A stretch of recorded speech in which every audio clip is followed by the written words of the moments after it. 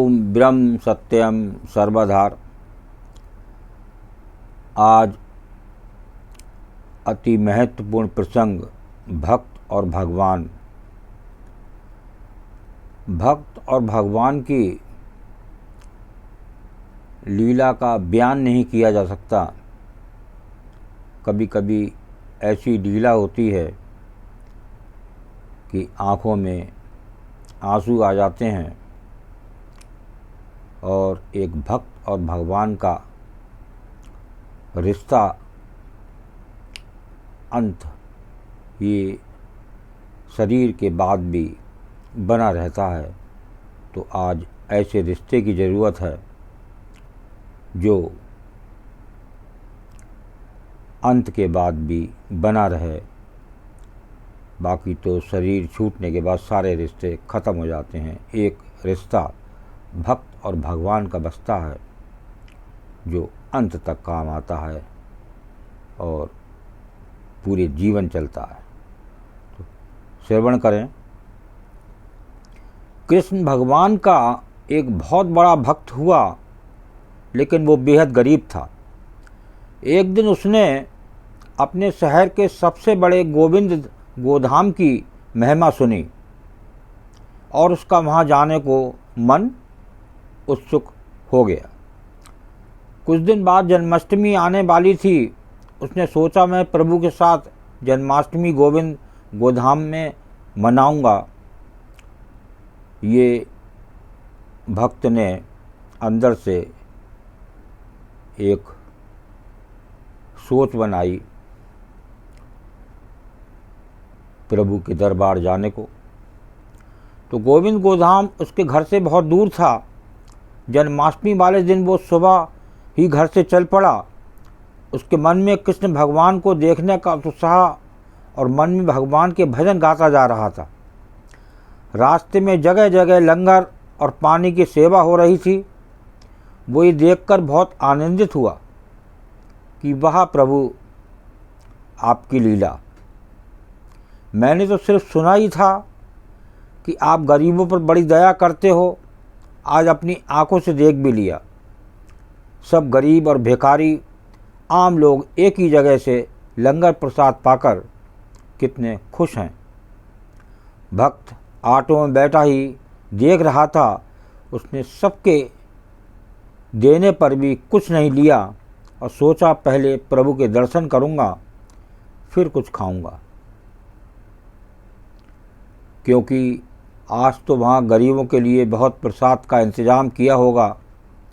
रास्ते में उसने भगवान के लिए थोड़े से अमरूद का प्रसाद लिया और बड़े आनंद में था भगवान के दर्शन को लेकर। भक्त इतनी कड़ी धूप में भगवान के घर पहुँच गया और मंदिर की इतनी प्यारी सजावट देखकर भाव विभोर हो गया।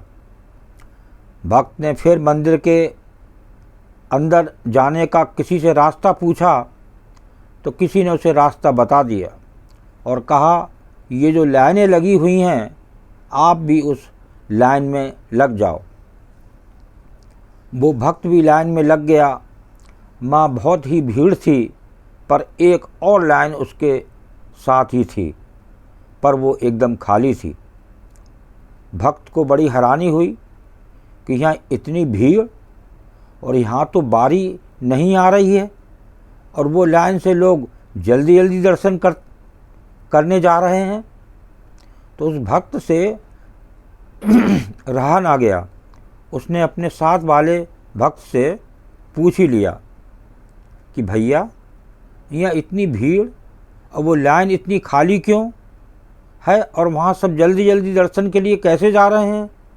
वो तो हमारे से काफ़ी बाद में आए हैं। उस दूसरे भक्त ने कहा, भाई, ये वीआईपी लाइन है जिसमें शहर के अमीर लोग हैं। भक्त की सुनते ही आंखें खुली रह गईं और उसने मन में सोचा, भगवान के दर पे क्या अमीर क्या गरीब, यहाँ तो सब समान होते हैं। देखिए, ये वीआईपी भी कुछ धन दान देके और आगे बैठना चाहते हैं, आगे लाइन में लगना चाहते हैं, तो ये एक सोच ऐसी नहीं होना चाहिए। पहले ध्यान गरीब का।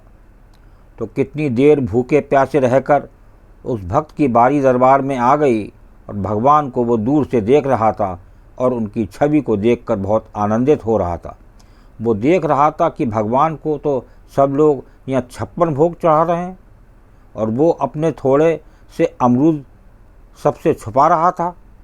जब दर्शन की बारी आई तो सेवादारों ने उसे ठीक से दर्शन भी नहीं करने दिए और जल्दी चलो कहने लगे। उसकी आंखें भर आईं। उसने चुपके से अपने वो अमरूद वहाँ रख दिए और दरबार से बाहर चला गया। दरबार के बाहर ही लंगर प्रसाद लिखा हुआ था। भक्त को बहुत भूख लगी थी, सोचा प्रसाद ग्रहण कर लूँ। जैसे ही वो लंगर हाल के गेट पर पहुंचा, दो दरबान खड़े थे। माँ उन्होंने उस भक्त को रोका और कहा, पहले वीआईपी पास दिखाओ, फिर अंदर जा सकोगे। देखिए, ये ऐसे होते हैं वीआईपी लोग कि गरीब भक्त जो खास प्रभु का भक्त है उसको अंदर जाने से रोका जा रहा है। कैसे वीआईपी, बेड़ा गर्क कर दिया है वीआईपी लोगों ने। आज जगह जगह देखने को मिलता है कि आगे सोफ़ा सेट पड़े हुए हैं, उस पर वीआईपी बैठे हैं और पीछे जो है वो और लोगों का बाद में नंबर आता है। पास की व्यवस्था होती है, लोगों को पास दिए जाते हैं। ये है वीआईपी लोगों का इंतज़ाम। तो भक्त ने कहा, ये वीआईपी पास क्या होता है, मेरे पास तो नहीं है। उस दरबार ने कहा कि हाँ, जो अमीर लोग दान करते हैं उनको पास मिलता है और लंगर सिर्फ वो ही यहाँ खा सकते हैं। देखिए, ये है वीआईपी की लीला। भक्त की आंखों में इतने आंसू आ गए और वो फूट फूट कर रोने लगा। अब भगवान से नाराज़ हो गया और अपने घर वापस जाने लगा। रास्ते में वो भगवान से मन बातें करता रहा और उसने कहा, प्रभु आप भी अमीरों की तरफ हो गए, आप भी बदल गए प्रभु। मुझे आपसे तो ये आशा ना थी। और सोचते सोचते सारे रास्ते रोता रहा। भक्त घर पर पहुंचकर रोता रोता सो गया। भक्त को भगवान ने नींद में दर्शन दिए और भक्त से कहा, तुम नाराज मत हो मेरे प्यारे भक्त। भगवान ने कहा, अमीर लोग तो सिर्फ मेरी मूर्ति के दर्शन करते हैं, अपने साक्षात दर्शन तो मैं तुम जैसे भक्तों को देता हूँ और मुझे 56 भोग से कुछ भी लेना देना नहीं है। मैं तो भक्त के भाव खाता हूँ और उनके आंसू पी लेता हूँ और ये देख मैं तेरे भाव से चढ़ाई हुई अमरूद खा रहा हूँ। भक्त का सारा संदेह दूर हुआ और वो भगवान के साक्षात दर्शन पाकर गदगद हो गया और उसका गोविंद गोधाम जाना सफल हुआ। भगवान को खुद उसके घर चलकर आना पड़ा। तो भगवान भाप के भूखे हैं, बिन भाप के उनके आगे चढ़ाए 56 भोग भी फीके हैं। तो देखिए, ये आपने अभी वीआईपी की लीला देखी। भक्त और भगवान का साथ हमेशा का है। ये वीआईपी लोग तो चंद दिन के हैं और ये हर प्रभु के इस प्रोग्राम में आगे बैठने की एक लीला को तय करते हैं, लेकिन प्रभु सब देखता है। देखिए, उस भक्त का भाव, प्रभु को घर आना पड़ा और उसके जो 56 भोग थे वो एक तरफ रह गए और उस गरीब के अमरूद प्रभु ने खाए। तो देखिए, ये है प्रभु की लीला। भगवान और भक्त की लीला निराली है। तो ऐसा भाव बनाएं, भक्ति करें, तो निश्चित ही आपके घर भी भगवान तो हर जगह हैं और एक ना दिन आपको ही मिल सकते हैं, लेकिन ऐसा भाव तो बनाएं, ये VIP जैसी